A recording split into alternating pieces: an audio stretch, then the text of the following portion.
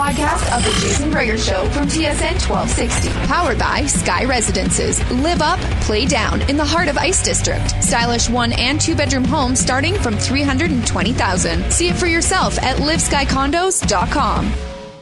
Continuing on Tuesday afternoon, Edmonton Sports Leader, TSN 1260. This just in for all you golf fans. Tony Finau is the final captain selection for the 42nd Ryder Cup. He has 11 top 10 finishes this year, tied with Dustin Johnson for the most on tour. So, deserving for old Tony. There you go. Ryder Cup's fun to watch. A lot of emotion in the game. It's great. We welcome in former NHLer, ace analyst Jason Strudwick. Struddy, good afternoon.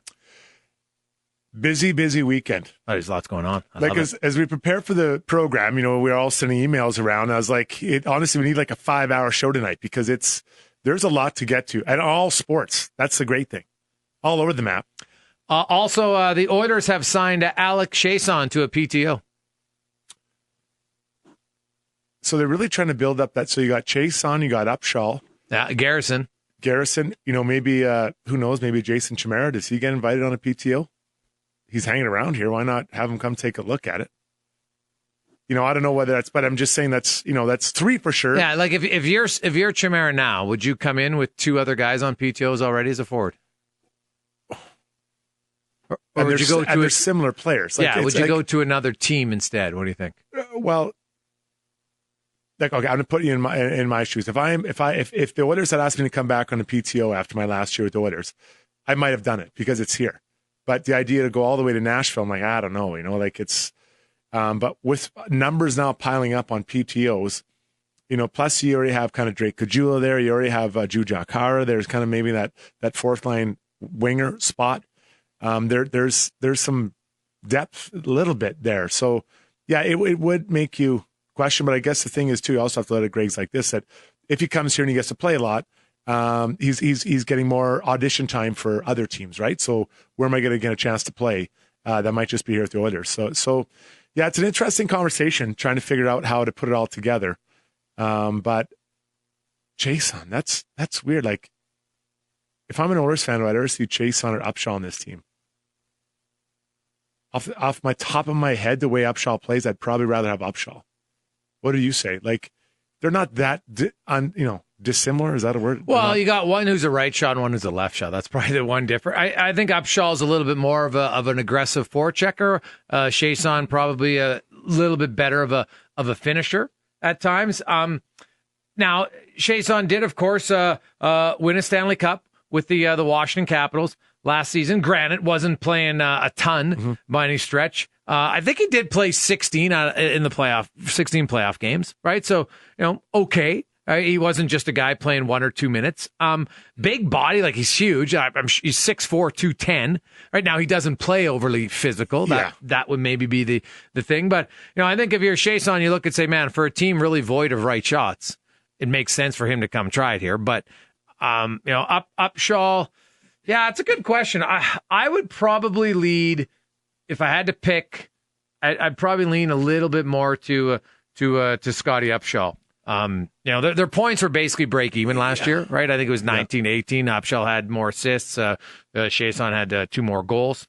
So I would probably go with Scotty Upshaw out of the 2.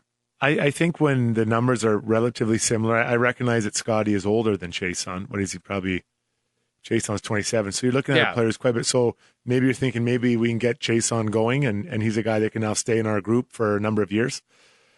So maybe you take that in, but just for 1 year, I see a little bit of attitude, a little bit of edge at Upshaw, and just that kind of that he's been around for a while. He can maybe contribute more this year. If you're thinking long term, maybe Chiasson's a play. But who knows? Maybe he's a guy that takes a 2-way and goes down to the minors. His career kind of got off to a decent start, then it's kind of slowed down in many ways that way. A guy wins Stanley Cup last year and now can't get a contract in the NHL. So I would suggest that there's some, he's not really desired right now, but you got to give him a chance to, maybe build his game back up, here or in the minors.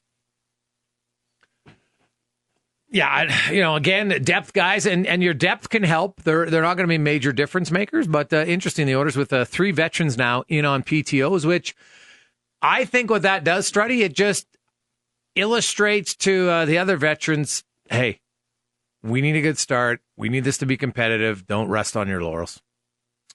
So, and I know the players, I think, as a group, should come in hungry and annoyed and maybe embarrassed a little bit for how their season went last year.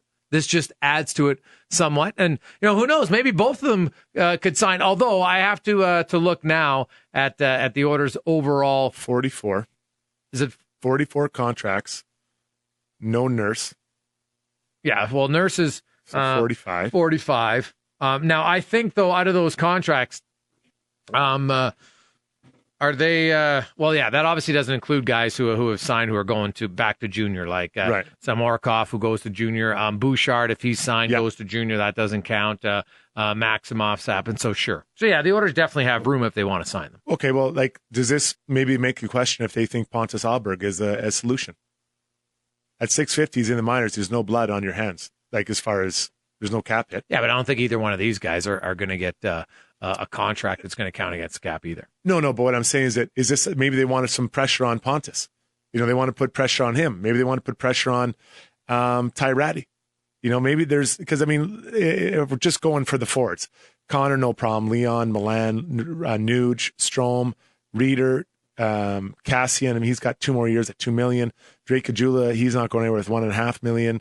Kyle Brodziak just signed him. So the guys, and I think Jujhar Khaira we can accept now as becoming an NHL player. So there's 2 guys, Ty Ratty and Pontus Ahlberg, who are wild cards, who if they go in the minors, there's no blood in their hands. So these guys can go up and down quite easily. So do you try to get one of these guys or 2 of these guys on a deal and have some depth to push those guys? And maybe they're not sold on either one of those 2. Well, Ty it's up. I see Ty as either playing on the first line or he's out of the lineup. That's how I see him working out. And for Pontus Ahlberg, where does he fit in? Is he going to be able to play in the top 6? Well, we didn't see enough last year. He's fast, but he's not. I don't think he really pressures people with his speed. At this point in his career, knows how to use that speed to get on the offense and to make people feel pressure when they're being attacked by him. There's a guy that maybe they're like, well, we want to have more competition to see how this guy does in training camp. Because I don't know, was Ahlberg going to make it through? If he doesn't do well in training camp, does he make it through waivers because you keep Chase on and or Upshaw? That's a good question. I guess it depends what time. Usually a lot of teams have that extra guy that they feel they like. Mm-hmm. So sometimes if there's a chance, you can slide guys through then. Usually that mass exodus on the Saturday and the Sunday when there's hundreds of players being sent to the minors that require waivers, that's an opportunity for you to do it. So yeah, I don't know if Pontus Ahlberg would be claimed automatically. No, I think I say that because you can skate and you look at his HL number, Struddy, and because you mentioned he's 650 is pretty cheap. I think he might actually, to be honest. I think he might get claimed.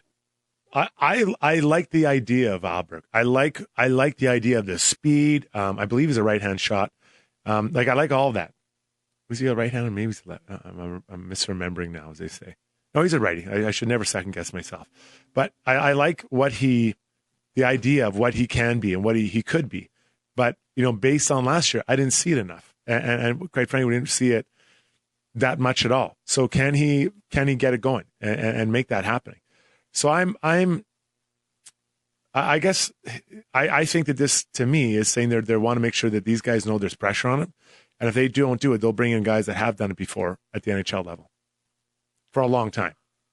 Well, we got lots to talk about. We got to get to the Giants later on. We're going to talk about rookie camps. We're going to talk CFL, one of the most exciting games I've seen in a long time, the Edmonton Eskimos and the Calgary Stampeders. 90 points between the two teams, and it literally came down to the final play where on a Hail Mary, the Stampeders almost won the game. They would have tied it anyway, and then they needed the convert to win. Great game there. Also, there's lots on Serena Williams. We'll get to that. The Oilers, if you missed it, have just signed Alex Chiasson to a PTO. So 3 veterans, Upshaw, Garrison, and Alex Chiasson, coming to camp on a PTO. So our question of the day, you can always text in at 10-1260 or email in your answer in our Jiffy Lube inbox, Gregor at tsn1260.ca. Which of those 3, Upshaw, Garrison, Alex Chiasson, do you think has the best chance to earn a deal with the Oilers? Of those 3 vets, who do you think is the best chance to sign a contract. We'll get to those texts, emails, and more, and we'll talk to John Horn when we return on the Gregor Show, presented by Grand Villa Casino. This is a podcast of the Jason Gregor Show from TSN 1260, powered by Sky Residences. Live up, play down in the heart of Ice District. Stylish 1- and 2-bedroom homes starting from $320,000. See it for yourself at liveskycondos.com. 328 Edmonton Sports Leader TSN 1260. Jason Gregor, Jason Strutta, Connor Halley with you. 2 games tonight. Double dip. Little Jets and Lions, followed by the Rams and the Raiders, the Mackless Raiders. See how they fare in their first game defensively. Without him, if you missed it, Oilers fans, Alex Chiasson has signed a PTO with the Edmonton Oilers, so they have 3 veterans. So no Darnell Nurse signing yet. We'll get to that. Lots of NFL. Also in tennis, the Joker, Mr. Djokovic, winning again for him at a major, which was nice. But I think it's safe to say that was not the major story at the women's, or I guess even the U.S. Open for the men or the women. But Osaka beats Serena Williams 6-2, 6-4 to claim her first. And that's Naomi Osaka, her first major. Dominating performance, I felt, for her. She had double the amount of aces. She only had 1 double fault. Serena had 6 double faults. She had 76 to 61. She was better everywhere. And, of course, lots of the storyline was about Serena Williams and the freakout. Well, our next guest, of course, covers tennis very closely, John Horn, with the recap for the U.S. Open. And, John, I guess it was definitely an odd first violation to Serena Williams on the coaching one. There's no question about it. What's funny, though, she said, well, I've never take coaching, I never cheat. And then her coach says afterwards, well, we do it every game, so does everybody else. So here's my question. Why is it a rule? Because either A, it's never enforced, and everybody's doing it. So either enforce it or just get rid of the rule. Yeah, I mean, it's a very sketchy situation in terms of that. I mean, there's a few things in tennis. So thanks for having me on, guys, by the way. I think that, there's a few things in tennis that need to be amended, and they need to be amended quickly because they're starting to cause problems. Not only does coaching from the stands, look, during the regular tour year, there's no coaching by men. The men can't come on the court and coach the players. But on the WTA, the women's tour, coaches can come down once per set and can coach the women. So the women are used to having their coaches come down to the courts and actually have them coach. Now, Serena's not one of the players, neither is her sister Venus, who actually does that with their coaches. They just don't like doing it. But most players, utilize the advantage, especially when they're in situations where they're down in a set or they're not playing well, and they'll bring their coach out just for a little bit of confidence or a pep talk or something that they've seen. But in Grand Slams, there's no coaching allowed whatsoever, not from on the court, not from the crowd, not from anywhere in the locker room when you go and change. There's supposed to be no coaching. But the question is how do you tell if somebody is really coaching? I mean, you can look at coaches in the crowd and you can sort of say, well, it looks like they're moving their hands or they're nodding their head, which could mean something, kind of like a baseball signal, so to speak. So there's a really sort of gray area there as to what really is coaching and what really isn't coaching. And that's really what the situation was here. And, also in tennis, I think the big problem, which is starting to become a problem, we saw it during the U.S. Open, especially because of all the heat and stuff, is the fact that players just leave the court and there's no time limit. They just go. Nobody really knows where they go. We know where they're supposed to be going, but we know there's not supposed to be any coaching. But then shouldn't there be some sort of a rule or a time limit as to how long they can go for, if they can change? There's a really gray area there, how players utilize it to, regroup if they're down. Some players don't like to go. Some do. Some go for longer than others. So they need to clear that sort of stuff up. And really, this was the cause of this whole kerfuffle with Serena and Osaka in the matches. Was she actually getting coaching or not? And Serena says she wasn't. Her coach admitted that she did. But that doesn't mean necessarily that, Serena's a cheater, like she was saying that the umpire was calling her a cheater. He never said that. But at the same time, the fact that the coach was giving signals pretty much means that they were cheating. It doesn't mean Serena was directly. She said she wasn't even watching them, which I'm not necessarily believing, but that really sparked this whole incident and really looked bad on tennis, and in my opinion, made Serena look bad as well. Well, what about as far as the, I believe she also got penalized for breaking a racket. I mean, I see guys banging their head against a racket all the time and slamming it down. So why Why does this, like, does everyone get deducted like that, or is it just this time because it's such a big event? Well, it's kind of discretionary, Struddy. Like, it depends on the umpire. Some umpires, just like any sports, just like in baseball too, with managers coming out and yelling at them, it's really a discretionary thing. Some umpires have thick skin, others don't. Some enforce the rules a lot harsher than others do. The example that I use is, can you imagine if every umpire who umpires Nick Kyrgios match, can you imagine if every time he opened his mouth, if they gave point penalties or game penalties, he probably wouldn't make it through the first set of any match that he's ever in. So, I mean, you kind of have to use your discretion as to where you're going to use it and when you should. In this case, look, I'm first of all, I want to be clear that I'm a big Serena Williams backer. I think she's the greatest female tennis player of all time, arguably one of the greatest, if not the greatest female athlete of time. But I thought she was wrong in this instance. I think that, she said a lot of things that she never should have said. The umpire, unfortunately, played it by the book. He maybe should have been a little less lenient just because of the situation that it was a U.S. Open final.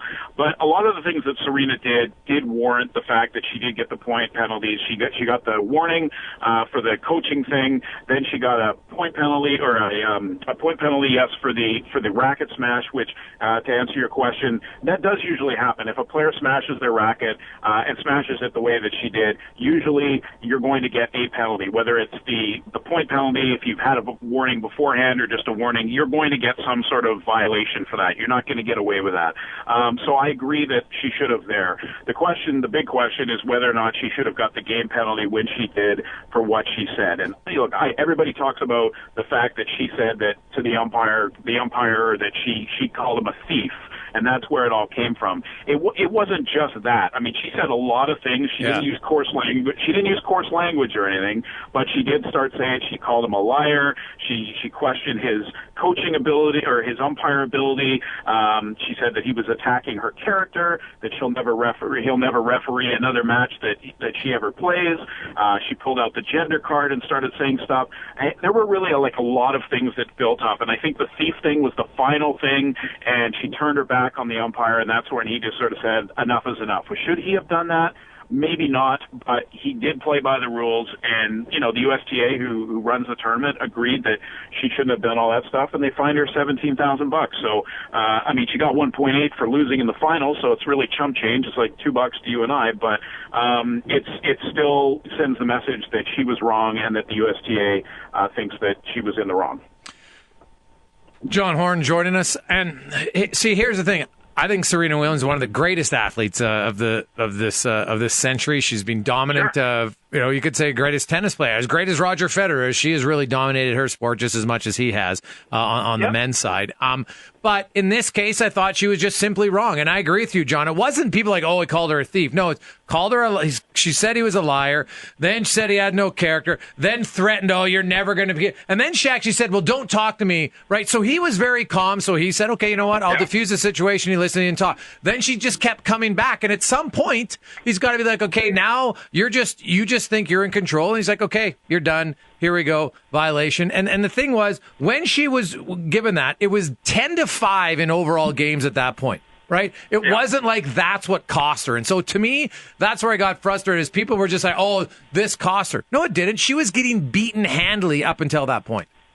100%. She was not going to win the match. I mean, I guess technically she was broken at 4-3 when she got the game penalty, and it was turned into 5-3.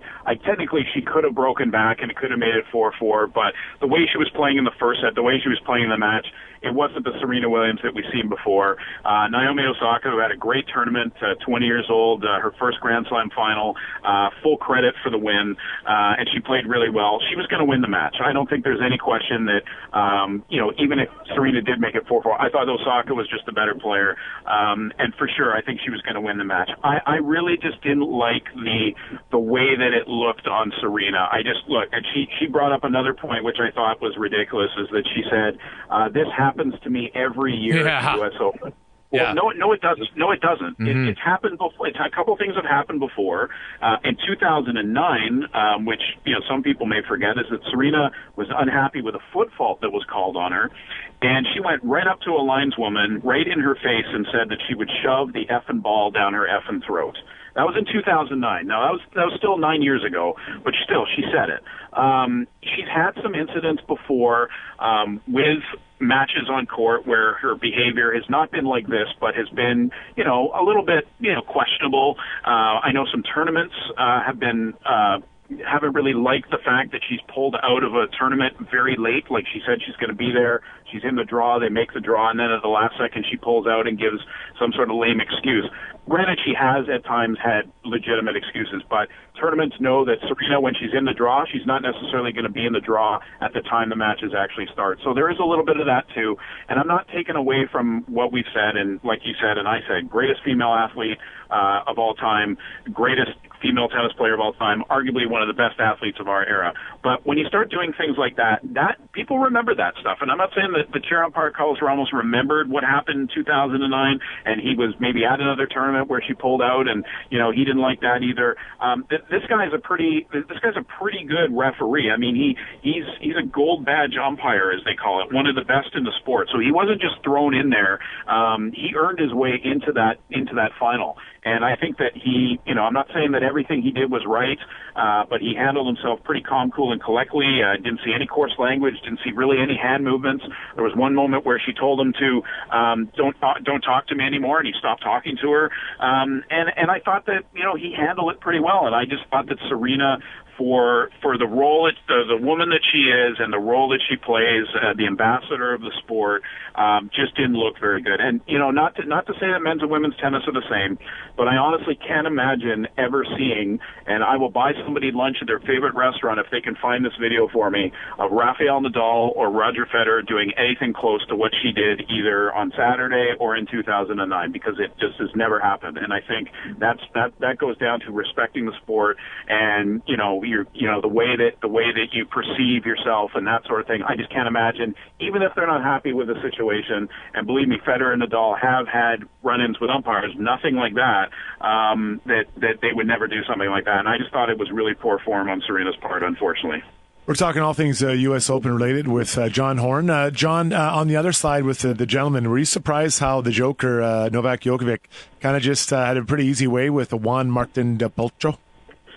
Yeah, I wasn't, just because Djokovic has been back to his normal form. I mean, it's remarkable where Djokovic was at the beginning of this year, really struggling with his game, didn't really seem to be into it mentally, was still, having the lingering effects of the surgery on his elbow.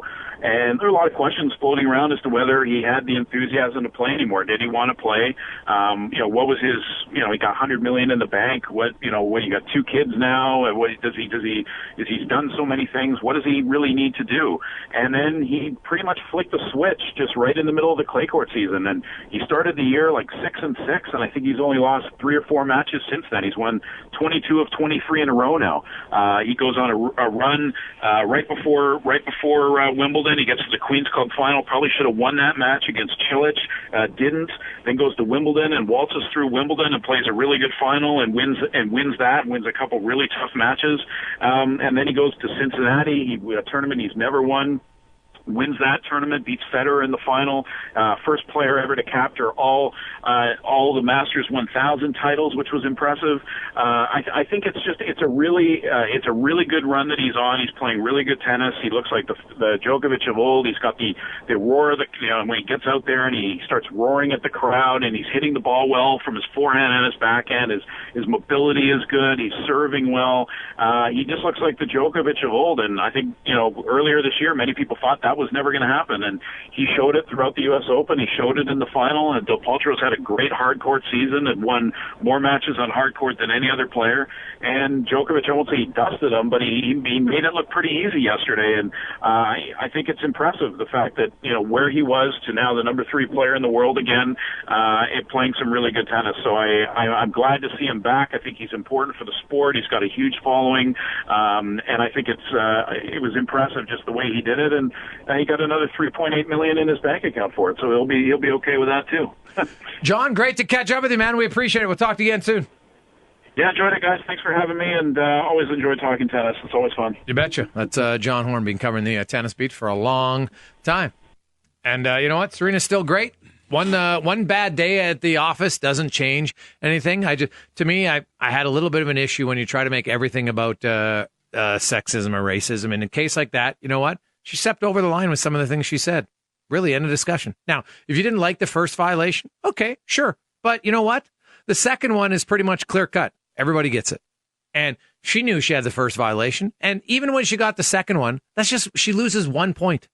She's down. That's not the reason she lost. And then she just let herself get unraveled.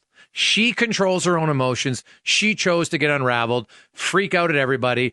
And while she didn't swear, she tried to have a power trip. She tried insulting the guy as much as she could. She tried threatening him. Oh, you're never going to umpire one of my games again. Like, give me a break. You don't control that.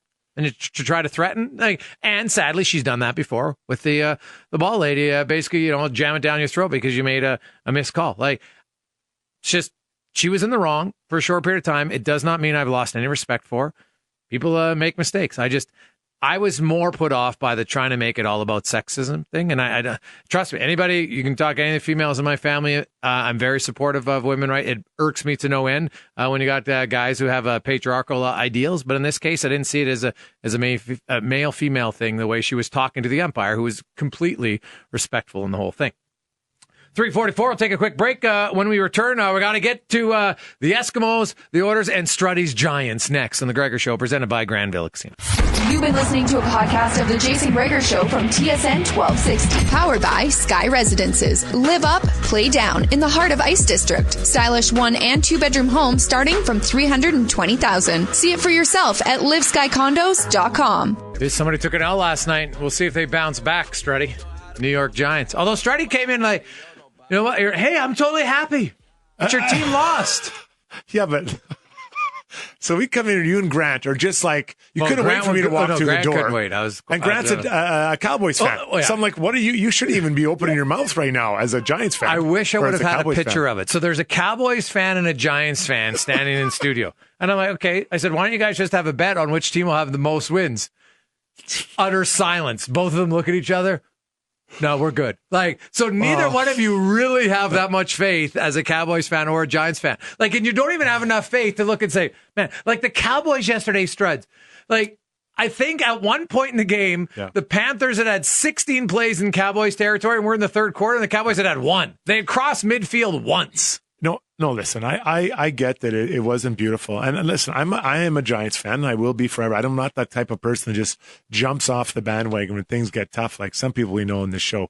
But with the Giants, they're playing a really good defense. My ex team is 1-0, so don't say that. Well, you can't even say that. Now you can't even root for them. I don't root for them. Well, I know. You watch them, now they'll win the pieces of garbage.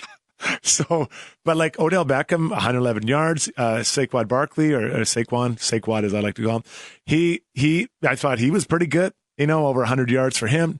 Eli Manning didn't look bad. I mean, against a very good defense, they were able to move the ball a bit. I feel pretty good about it, and, again, I think an 800 season would be, a 500 season, half and half wins and losses would be fine.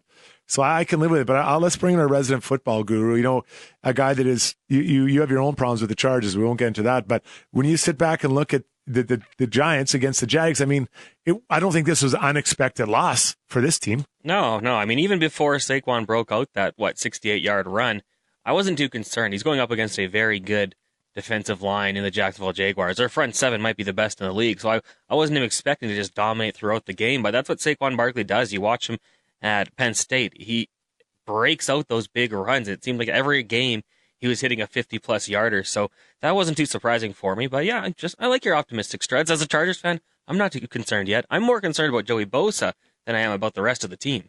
What about your receiver's inability to catch the ball? Did you see that video I saw? They have it basically a compilation of the Chargers receivers yesterday, and I'm not sure you could ask Phillip Rivers to throw better balls than he did on those occasions. And it's just right through the hands, right off the finger. You're just like, what? 2 in the end zone. Oh. One that would have been a touchdown. Yeah, there was a lot of bad drops in that game, but those would change. They'll get Keenan Allen main focus. Mike Williams, last year's first-round pick.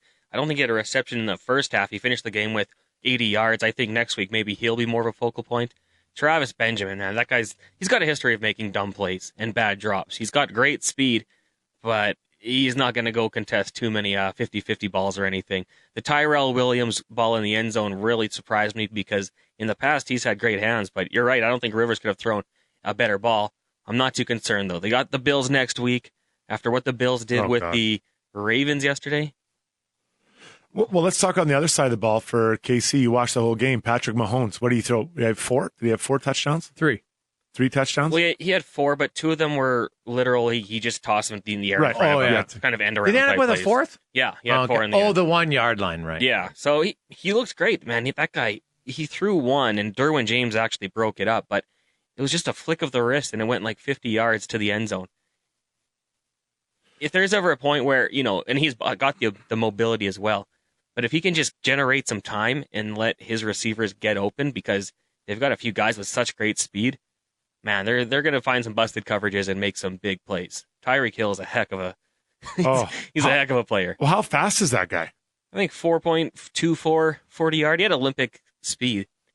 It's crazy when you watch that guy move and the way he runs. He is so quick. Like, he just looks like he's just that much more powerful than everyone. Just gets around so quick. It's unbelievable how quick he is. Yeah, and I mean, he was a 5th-round pick. That's because he had some legal issues. There was some domestic abuse problems with him in college. He wasn't a 5th-round talent, though. I mean, the guy's a 1st-round talent. Teams obviously wanted to stay away from it. That's back in 2016. The Ray Rice incident, the Greg Hardy incident, still pretty close. So he wasn't a guy who I think a lot of teams were going to take, but Kansas City took the shot. Since then, seems like he's been a model citizen, and as a football player, he's amazing. He's maybe the most exciting player in the league. Not the best player for sure. Okay. But as pure excitement, who's more exciting than him? Because you got to remember where he's on punt return now, right? He's also on the offensive side of the ball. Who compares as far as exciting players? Yeah, I can't argue with that. He's just so explosive the way he runs. Like, he just pure power. His upper body doesn't move. His legs are just flying up that field. It's amazing. But we got to talk about Aaron Rodgers last night. I don't care if you hate the Green Bay Packers more than anyone. I mean, is there an update on his injury yet? Has anyone seen it? I haven't seen anything. Connor, do you know what his injury is? McCarthy said there's no decision yet for the Vikings next weekend, so nothing yet, no. Well, if you didn't see the game, it was 20-0 at halftime, and Rodgers was out of the game, carted off, and he comes back and he mounts one of the best comebacks I've watched live. I don't know what ranks all time, but I'm sure at Lambeau Field that's one of the greatest comebacks we've ever seen. But the way he was snapping that ball around, basically only using his arm, he could barely plant. I'm not a trainer, but I think there's got to be something wrong with that leg because he was not putting any weight on it. Connor, you see anything different as you watched that game with Aaron Rodgers and the way he came back? And I thought he was done. The way he went off, carted off, I thought for sure he was done. You're right. 21 points in the 4th quarter. He hits Allison, Adams, and Cobb. Cobb at 75 yards with 26 seconds remaining. Yeah, that was a great comeback. And if you're a Bears fan, you're just thinking, man, it's vintage Aaron Rodgers. What happened? He's amazing. And the Bears, does that ruin their whole year? Like, just No. No, it's one game. Yeah, but you're there. You've been a huge win, and then you just completely come unglued. Or does Rodgers just do that much? Just play that well? Rodgers is pretty good. No question about it. Right, he's one of the best quarterbacks in the league right now, and it's a tough loss for the Bears. Going in, I didn't think the people thought the Bears would win that game, and they had it just like the Cleveland freaking Browns kick a field goal, and you could have won that game. But we haven't even talked about what about the Tampa Bay freaking Buccaneers, baby.